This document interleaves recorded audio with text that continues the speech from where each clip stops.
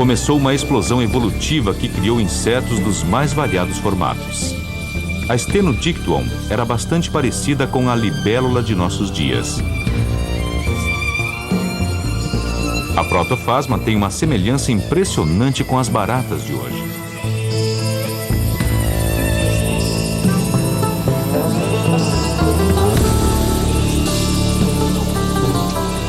Enquanto isso, nossos ancestrais anfíbios se dirigiam à Terra, mas com anatomias cujas diferenças são chocantes.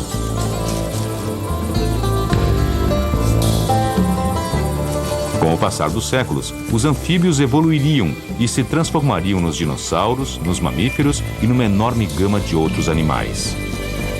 Os insetos tiveram um sucesso em sua evolução que suplanta o de qualquer outra criatura e povoaram a face do planeta Terra.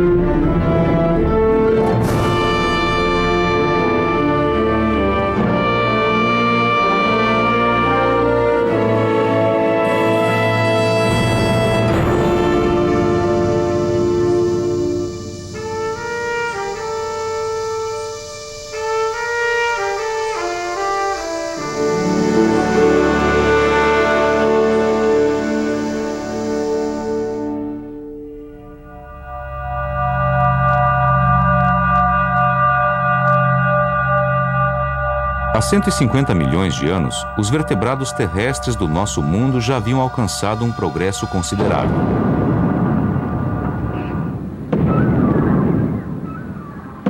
Nos anos que se seguiram à sua chegada à Terra, os dinossauros se diversificaram e acabaram penetrando em todos os ecossistemas do globo terrestre. No auge do seu reinado de 100 milhões de anos sobre a Terra, os dinossauros eram um modelo de sucesso evolucionário.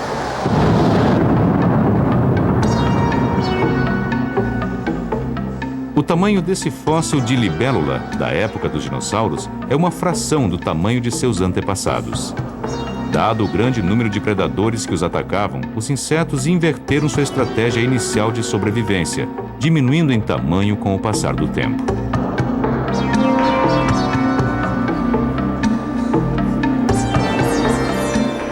Sem uma espinha dorsal, os vertebrados como o dinossauro jamais poderiam ter atingido as enormes dimensões a que chegaram. Uma coluna resistente aguenta um corpo maior.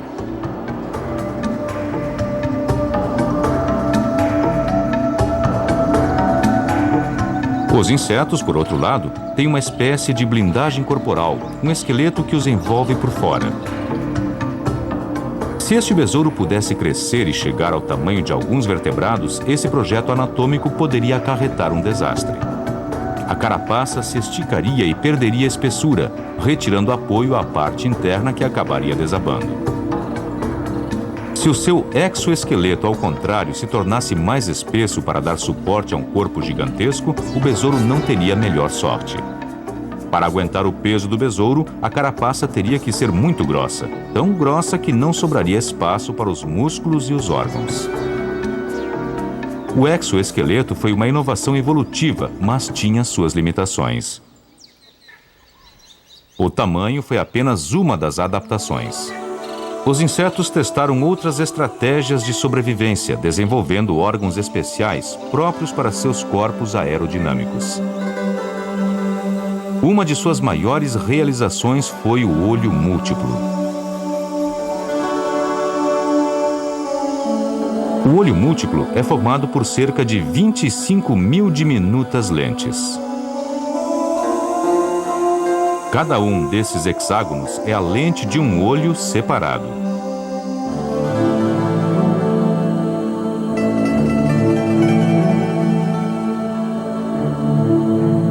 Visto de lado, o olho múltiplo parece muito fino, como um pedaço de filme.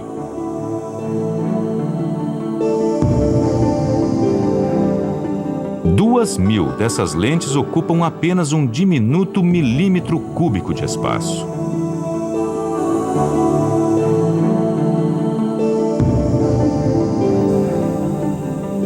Isto é um olho múltiplo artificial projetado para simular a visão de um inseto. Uma placa com 2.000 lentes é colocada na frente de uma câmera.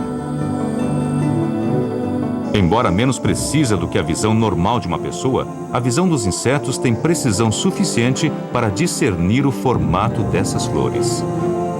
Essa adaptação única dava uma vantagem às libélulas, que a repassou a outros insetos.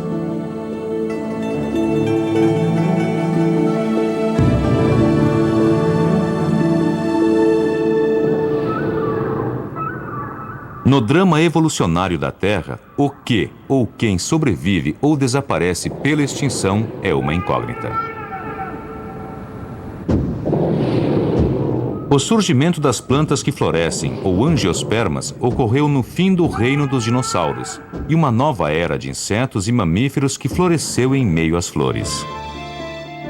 Os insetos podem ver cores sob luz ultravioleta, coisa que os humanos não podem fazer. Observadas através de uma câmera que simula a visão dos insetos, elas não se parecem com as flores que vemos a olho nu.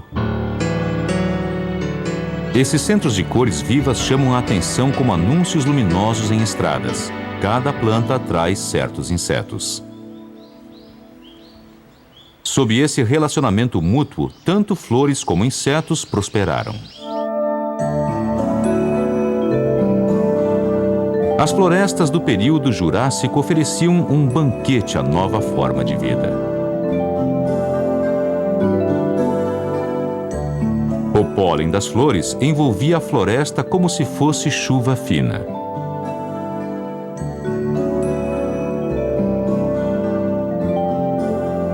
Quando os pequenos insetos iam de planta em planta, o pólen aderia às suas pernas e, assim, levado até os órgãos reprodutivos das flores, ou pistilos, dando início à formação de novas sementes. As flores se espalharam por toda a parte, ajudadas pelos besourinhos de ouro.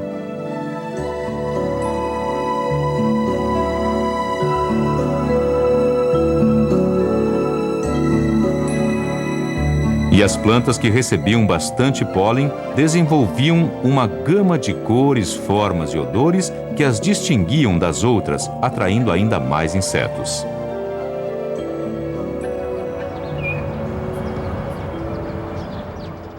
Neste laboratório a céu aberto, o Dr. Carl Nicholas, biólogo da Universidade de Cornell, estuda os procedimentos de alianças imemoriais. A polinização feita por insetos permite que uma planta envie seu pólen a outra usando o cérebro dos insetos para garantir que a receptora seja da mesma espécie da doadora. É possível, por exemplo, que plantas angiospermas estejam a quilômetros uma da outra. Duas plantas da mesma espécie em florescência separadas por quilômetros, os insetos podem transportar pólen por essa distância. As plantas não podem se mover, mas os insetos podem. As plantas gimnospermas dependem do vento para o transporte do seu pólen a distâncias menores. Assim, pode-se ter angiospermas espalhadas por uma grande área que ainda tenham sucesso em sua reprodução. Mas se você planta pinheiros a grande distância um do outro, eles não vão poder se reproduzir. Widely scatter pine trees, they're not as reproductively successful. As novas angiospermas em florescência tinham uma vantagem sobre as outras plantas, que era a velocidade com que se reproduziam.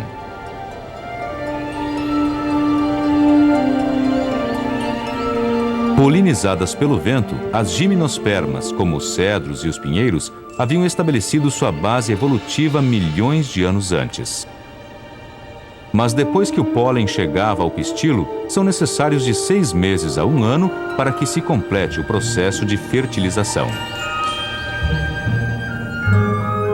As flores das novas plantas eram muitíssimo mais eficientes. Elas germinam assim que o pólen atinge a abertura do pistilo ou estigma, estendendo um tubo de pólen para levar o esperma até o ovário. 3 minutos após a infusão de pólen, a planta está fertilizada. As plantas mais lentas atingem a fertilização no máximo em 24 horas. Durante o período Cretáceo, foi estabelecida pela primeira vez uma parceria entre as plantas que floresciam e os insetos. Antes daquela época, a relação entre eles era antagônica. Os insetos comiam as plantas, mas com a evolução das plantas que florescem, começou a se formar uma parceria que parece carne e unha. As flores começaram a mudar suas estruturas reprodutivas para acomodar os insetos que as visitavam. E os insetos começaram a mudar sua morfologia, sua forma, para facilitar suas visitas às plantas. O néctar produzido pelas plantas em floração era um atrativo fortíssimo para seus parceiros na sua evolução.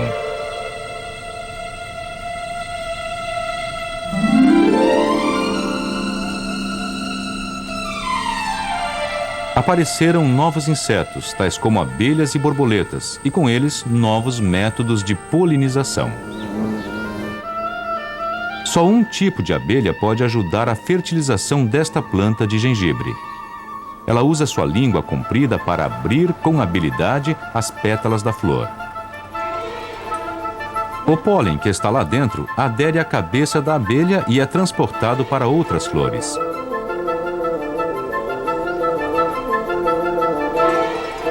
A abelha, por sua vez, é recompensada com o néctar, inacessível para outras espécies.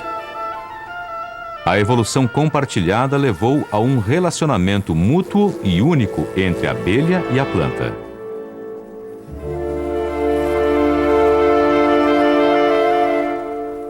O esforço de cooperação produziu uma explosão de insetos e de plantas de formas e texturas praticamente infinitas. Um gorgulho de menos de 1 centímetro. Sua longa tromba, que procura pólen, o faz parecer com um elefante em miniatura. Hoje existem 60.000 espécies diferentes de gorgulhos.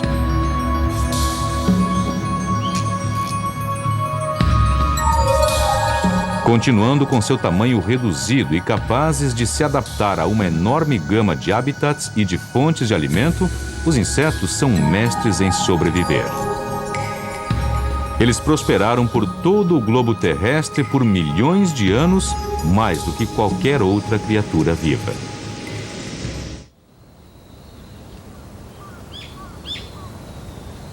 Uma cooperativa modelo em plena atividade nas capoeiras dos subúrbios de Tóquio.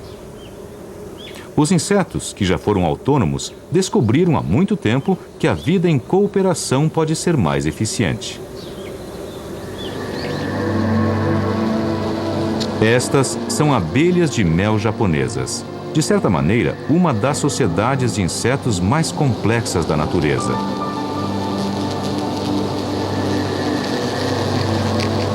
A população desta colônia é de 10.000 abelhas. Existe um rígido sistema de castas que mantém uma clara divisão do trabalho.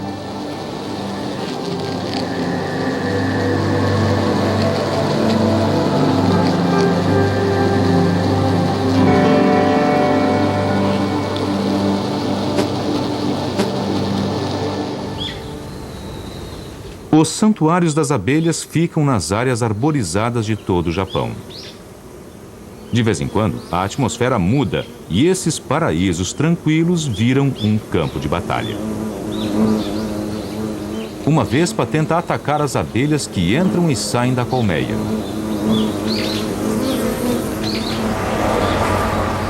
Ao ouvir o ruído das asas da vespa que vibram, as abelhas iniciam uma dança de guerra, sacudindo seus corpos e batendo as asas numa atitude agressiva. Em resposta, a vespa tenta um ataque de surpresa à colmeia.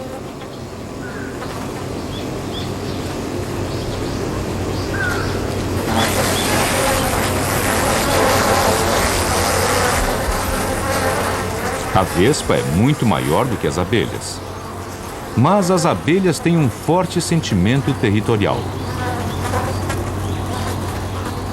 Uma depois da outra, elas avançam sobre o invasor até o cobrirem completamente.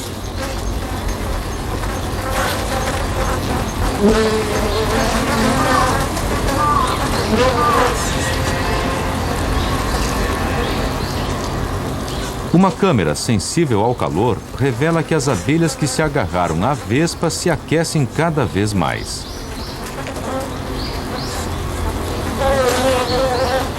Vibrando os músculos de suas asas, as abelhas estão cozinhando a vespa. Quando a temperatura chega a 45 graus centígrados, a vespa morre.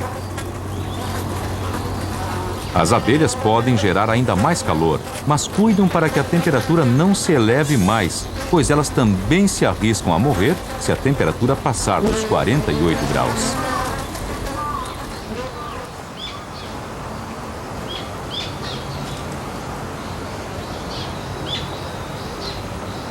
Esse ardiloso método de defesa permite que as abelhas vençam inimigos de maior porte do que o delas.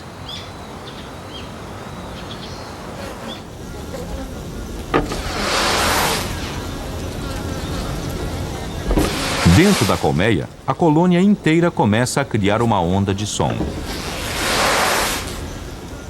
Como um esquadrão de aviões de caça, esses insetos dão uma demonstração de força a seus inimigos.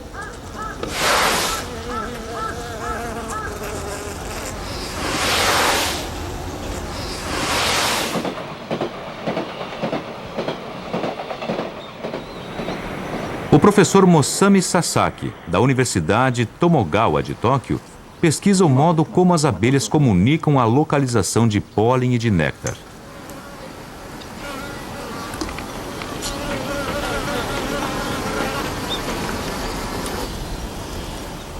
Ele coloca primeiro um alimentador artificial a cerca de 100 metros da colônia. As abelhas que vão ao alimentador são premiadas com água açucarada.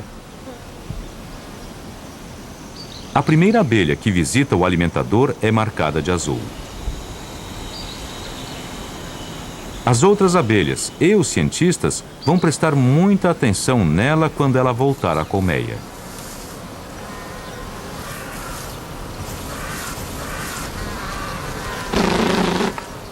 Ao chegar à colônia, a abelha azul começa a rodar como se estivesse dançando.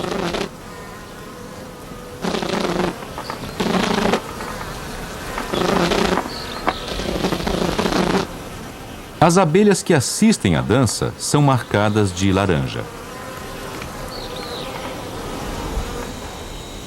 As abelhas laranja logo saem da colmeia.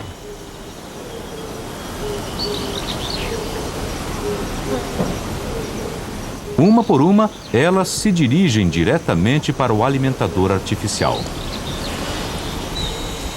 Todas as abelhas encontram o caminho.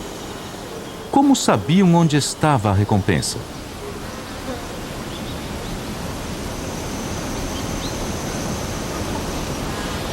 A abelha azul transmitiu essa informação às outras de alguma maneira.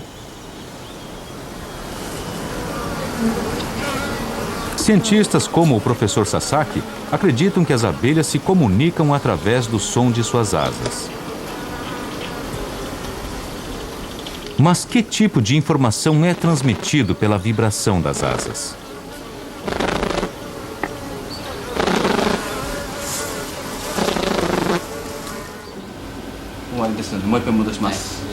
O grupo liderado pelo professor Sasaki gravou o som das asas das abelhas para estudá-lo no laboratório. O professor Sasaki acha que o som produzido pela vibração das abelhas indica a distância da colmeia até a fonte de alimento. Nós achamos que as abelhas que estão recebendo a informação de um membro da colônia balançam suas antenas sobre a abelha que está dançando, mais ou menos assim. Elas interpretam as vibrações captadas por suas antenas e aí voam para as flores. Às vezes nós colocamos a isca a poucos metros da colônia, outras vezes a quase 1 quilômetro. As abelhas que retornam dançam. Já identificamos que se dançam por 1 segundo, a fonte de alimento está a uns 700 metros da colmeia. E é isso que elas estão comunicando às outras. Se observada de perto, a dança é mais complexa do que parece. A abelha fica sempre apontada na mesma direção e, enquanto vibra, gera som.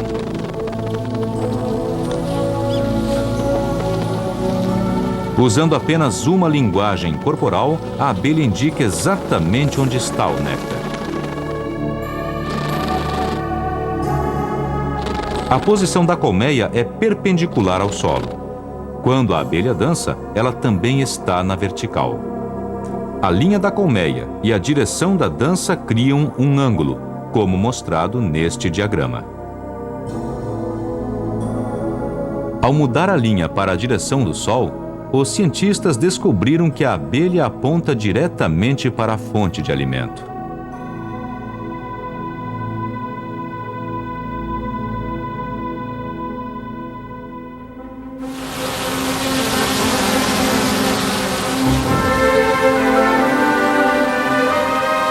Através de uma ação coletiva, essas criaturas simples forjaram comunidades que resistiram às pressões ambientais.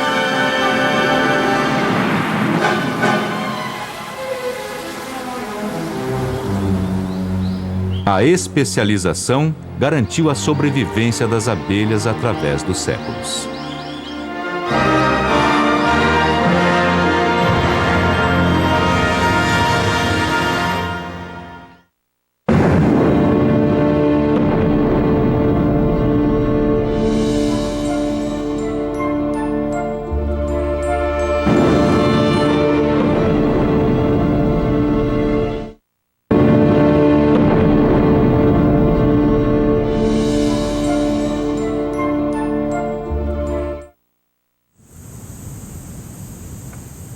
Ao longo de milhões de anos, a lenta acumulação de pequenas adaptações transformou os insetos num grupo diversificado e resistente.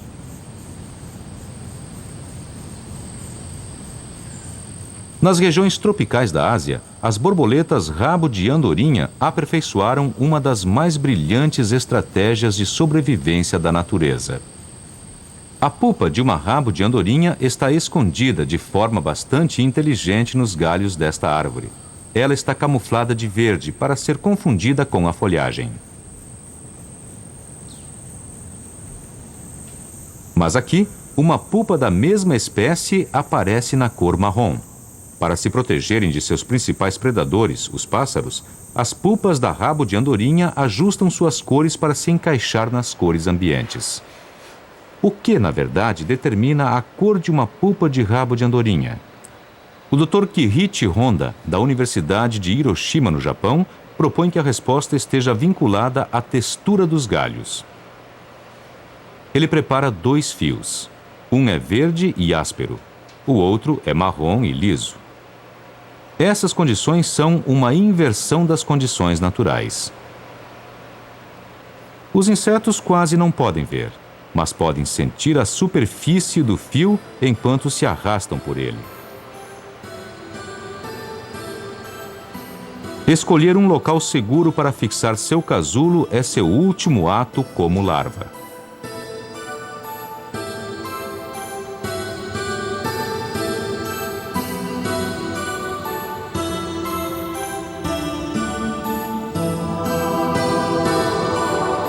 Dentro de alguns dias, a pupa que está no fio áspero assume a cor marrom. A que está no fio liso fica toda verde. Baseando-se no tato, em vez da visão, as larvas ajustam suas cores. Os insetos não podem ver detalhes da estrutura de uma árvore. Seu comportamento se baseia em poucas fontes de informação.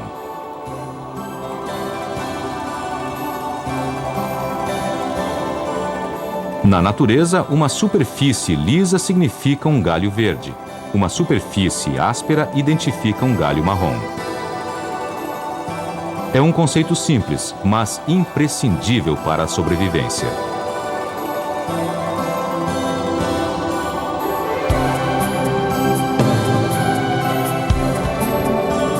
Alguns insetos imitam até as texturas mais delicadas das folhas. Essa técnica elaborada de camuflagem é realmente fantástica e continua a ser ainda hoje uma das melhores defesas naturais. Interagindo com as nuances do seu ambiente, esses minúsculos insetos sobrevivem há séculos, enquanto famílias inteiras de vertebrados se extinguiram.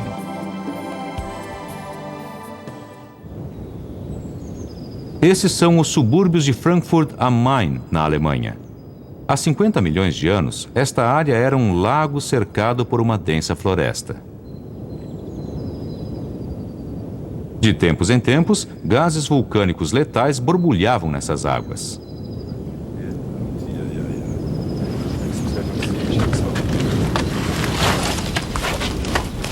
Mortos pelos vapores tóxicos, animais que andavam, ou nadavam, ou voavam, acabaram enterrados aqui há milhões de anos, enclausurados numa cápsula do tempo feita de barro.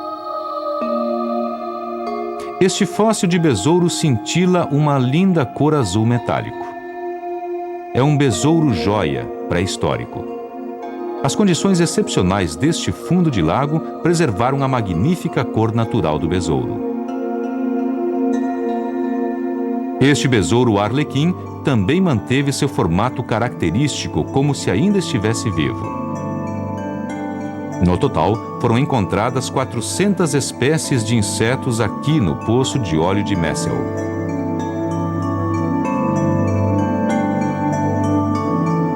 Ao lado dos insetos, foram encontrados muitos fósseis de mamíferos. O que prova que após a era dos dinossauros, o caminho evolutivo da Terra tomou outro rumo.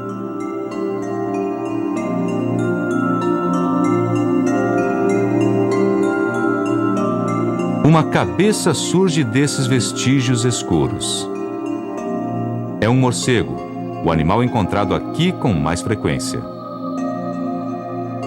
A teoria diz que os morcegos, ao voar sobre o lago, sucumbiam aos gases venenosos e mergulhavam na sua tumba aquática.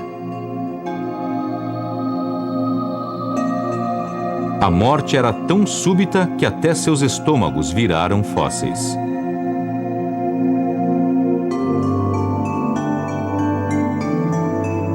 Este olho composto foi encontrado no trato digestivo de um morcego fossilizado.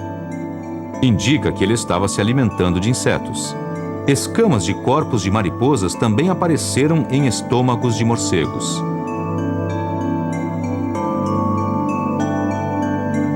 Essas amostras encontradas em Messel continham uma evidência que surpreendeu os biólogos.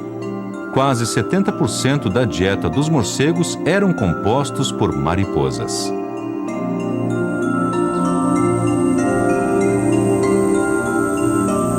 Para escapar dos pássaros que se alimentavam delas, com o passar do tempo, as mariposas começaram a adotar um horário noturno.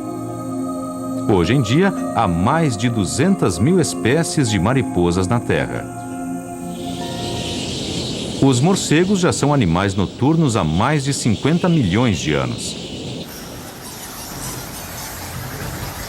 A maioria dos morcegos modernos ainda come mariposas. Eles se escondem em cavernas e fendas de rocha durante o dia e saem à noite à caça de presas.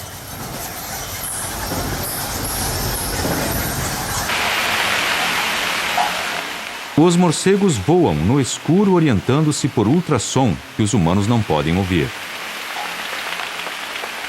Um microfone especial foi desenvolvido para captar os sons emitidos pelos morcegos. Usando o ultrassom como um radar para se posicionar com relação a objetos e presas, os morcegos voam livremente pela noite da floresta.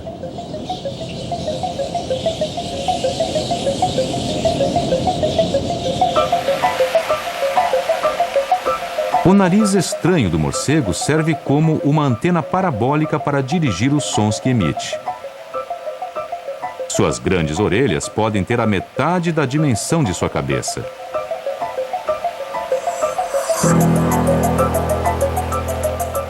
Dentro do ouvido fica um órgão com a forma de um caracol. Esse dispositivo ultrassensível pode detectar até os menores ecos de ultrassom. Os ouvidos captam uma enorme quantidade de informação que se acumula no cérebro. A análise desses dados captados por seus sentidos dá ao morcego uma imagem do que o cerca, como se ele pudesse realmente ver. O morcego emite sons de várias frequências para pegar as mariposas. Primeiro, ele emite ultrassom do tipo busca para localizar a mariposa.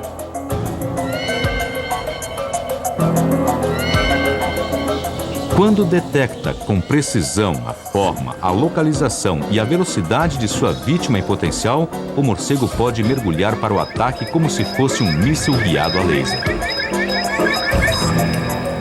Com seu instinto de sobrevivência aperfeiçoado por milhões de anos de experiência, o morcego é um mestre predador.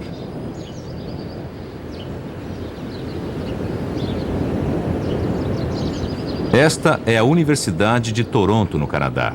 É aqui que o zoólogo Dr. James Fullard estuda os mecanismos de defesa das mariposas. Ele já sabe que as mariposas têm um órgão especialmente destinado a ajudá-las a fugir dos morcegos. As mariposas já voavam à noite e não tinham ouvidos antes da chegada dos morcegos. E quando os morcegos começaram a voar, quando eles começaram a emitir seus sinais de radar, as mariposas tinham que encontrar um meio de identificar a chegada dos morcegos. E o que as mariposas fizeram foi modificar um órgão muito sensível que já tinham debaixo de cada asa e que indicava a posição das asas. E como já havia esses órgãos sensoriais, eles se tornaram no que chamamos de órgão pré-adaptado, com maiores possibilidades de ser utilizado para outro fim. Nesse caso, o que aconteceu foi que os órgãos viraram ouvidos. Há um buraco diretamente abaixo de cada asa das mariposas. Dentro dele fica a membrana timpânica, uma espécie de tímpano. E mais para dentro do buraco ficam as duas células que captam o ultrassom emitido pelo morcego. Mas como a mariposa consegue se defender do ataque usando apenas esse sistema rudimentar? A mariposa sabe que o morcego está se aproximando porque ela consegue ouvir os ultrassons. Quanto mais perto o morcego estiver, mais alto é o ruído que ela escuta. O morcego muda a frequência dos sinais quando chega bem perto, e a mariposa capta essa informação. Ela não pode ver. Tudo isso acontece de noite, e ela consegue saber onde o morcego está ou de que lado está vindo, porque ela tem dois ouvidos. Tem um ouvido deste lado e outro deste lado. E sabendo de que lado o morcego está vindo, ela pode fazer um movimento na direção correta ou oposta.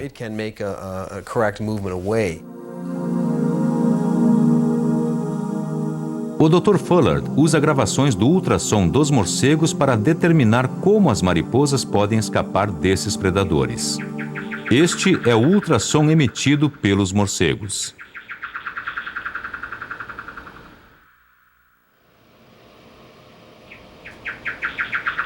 Assim que o ruído começa, a mariposa reage batendo furiosamente suas asas, até finalmente desistir da tentativa de escapar. Essa experiência mostra que com suas duas pequenas células apenas, a mariposa é muito sensível. Ao captar de imediato o ultrassom emitido pelo morcego, a mariposa reage rapidamente, aumentando suas chances de sobreviver. Algumas mariposas simplesmente dobram as asas e vão direto para o chão. Isso é uma tática de escape que pode funcionar porque o morcego vai estar mergulhando assim. Há uma outra maneira de escapar do morcego, que é exatamente o oposto, isto é, voar para cima porque o morcego vem descendo e a mariposa sobe. O morcego é mais pesado, não pode manobrar a tempo e erra a mariposa passando por baixo.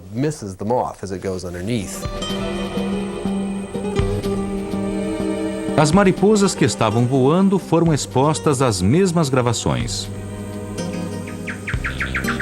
No instante em que o ultrassom estimula a mariposa, ela parece cair em direção ao solo. A paralisação por luz estroboscópica mostra que a mariposa, na realidade, faz uma curva e mergulha. Ela escapa do morcego simulado nessa fração de segundo. Com o predador a apenas 1 metro dela, a mariposa desaparece do radar do morcego. Os insetos que duraram mais sobre esta terra foram os que tinham os sistemas nervosos mais simples. Não adianta contar as células nervosas para dizer se um animal é melhor do que outros animais. Todos os animais evoluíram para o que têm que fazer na vida. E é a evolução que permite que eles façam isso. A evolução não julga nem escolhe. Ela não diz, este animal é melhor do que aquele. Ela deixa que os animais decidam quem é o melhor. Os que tiverem sucesso sobrevivem, os outros não. Isolada numa cápsula de âmbar, esta formiga e esta larva estão como que congeladas há 20 milhões de anos. Onde será que elas estavam indo quando o tempo parou de repente?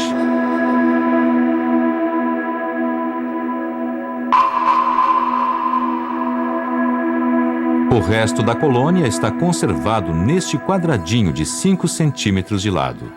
São 2.000 formigas ao todo.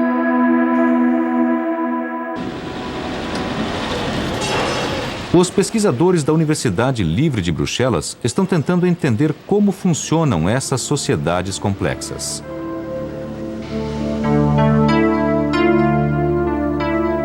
O professor Jean-Louis Denneborg estuda no seu laboratório a maneira como as formigas interagem dentro da colônia usando modelos mecânicos simples baseados na lógica.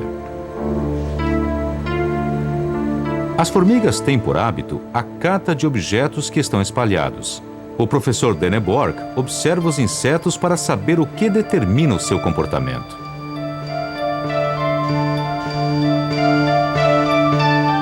Sua pesquisa o levou a concluir que cada formiga é programada pela natureza para seguir um conjunto simples de regras.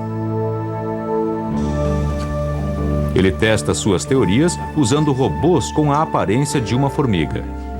Eles são programados com instruções simples e lógicas. O restante é deixado por conta do acaso. Se um robô encontra um pauzinho, ele o pega e sai carregando. Se ele encontrar um outro pedacinho de pau, ele deixa cair o que estava carregando e sai numa direção aleatória. Com o passar do tempo, aparece um claro padrão de comportamento, embora os robôs operem totalmente independentes uns dos outros.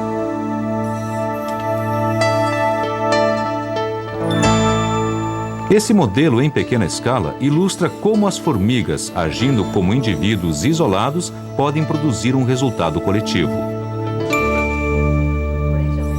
A partir de modelos como este, foi possível desvendar parte dos segredos da inteligência dos insetos e do funcionamento de suas sociedades. Esta é a ilha de Barro Colorado, uma pequena fatia de selva tropical no Canal do Panamá. A equipe do professor Denneborg veio até aqui estudar uma espécie de formiga que já vive nas florestas das Américas há milhões de anos.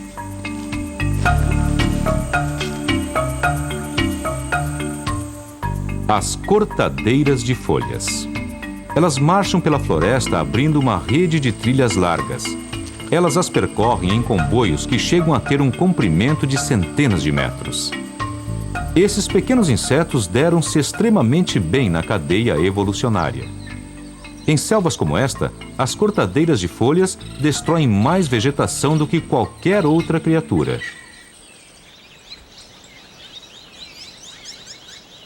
Usando suas pernas compridas como um compasso, a cortadeira desenha uma bem definida meia-lua.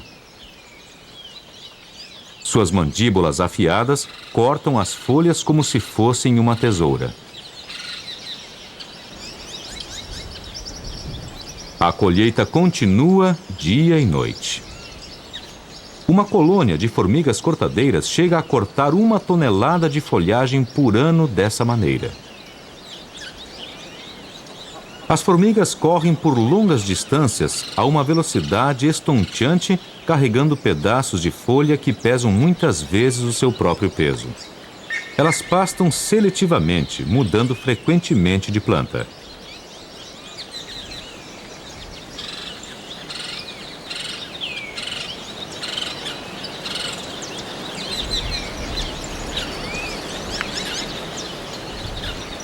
Quando uma folha caída bloqueia o seu caminho, elas removem rapidamente o obstáculo.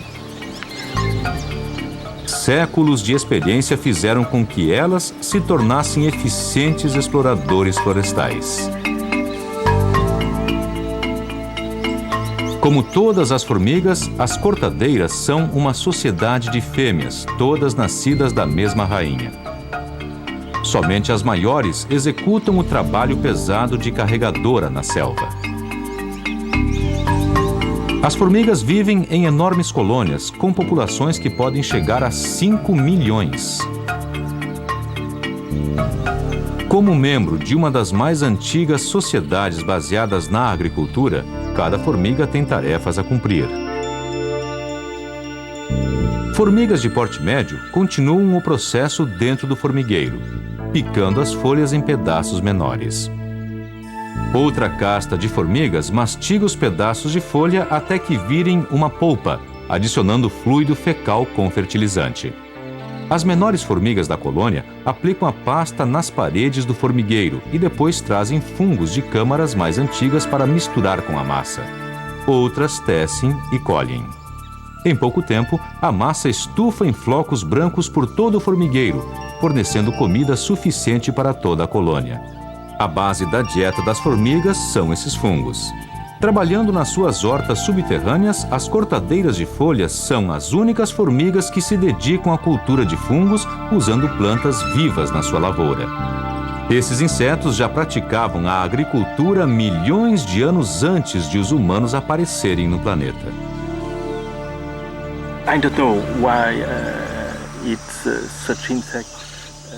Eu não sei por que os insetos me atraem tanto.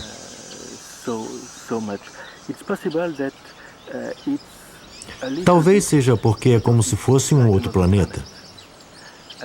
Por sermos humanos e funcionarmos dentro de um determinado sistema, pensamos em todos os comportamentos com base na nossa lógica e nas nossas regras. Mas a situação no mundo dos insetos é completamente diferente.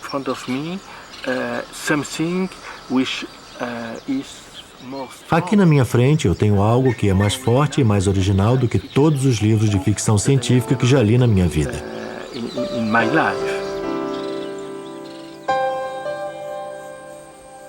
Amanhece na selva.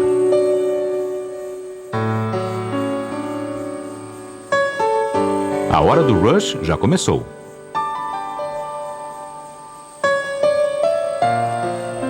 Em fila, sobre os galhos, como motoristas obedientes, essas formigas estão fazendo uma limpeza depois da colheita.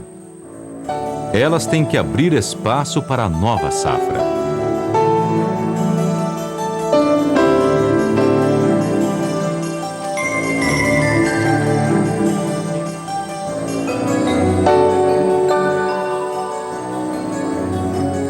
As formigas empilham os restos num determinado lugar. É sua própria composteira. A montanha de folhas descartadas acabará retornando ao solo e servirá de rico fertilizante para a floresta.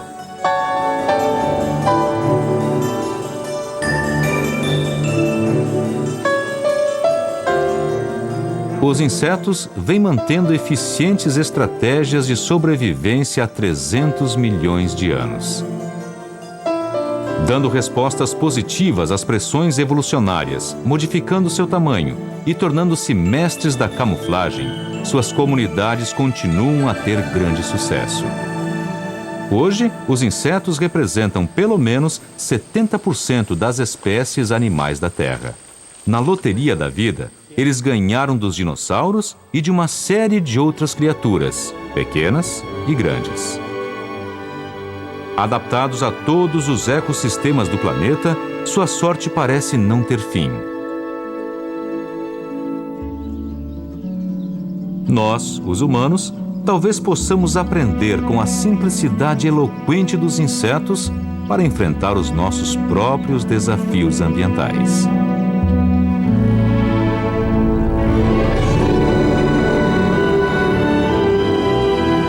Versão brasileira Sincrovídeo. Continue assistindo. O mundo dos insetos ainda tem muita coisa a apresentar. Recursos de pesquisa, tópicos para discussão e atividades para a classe virão a seguir em Discovery na Escola.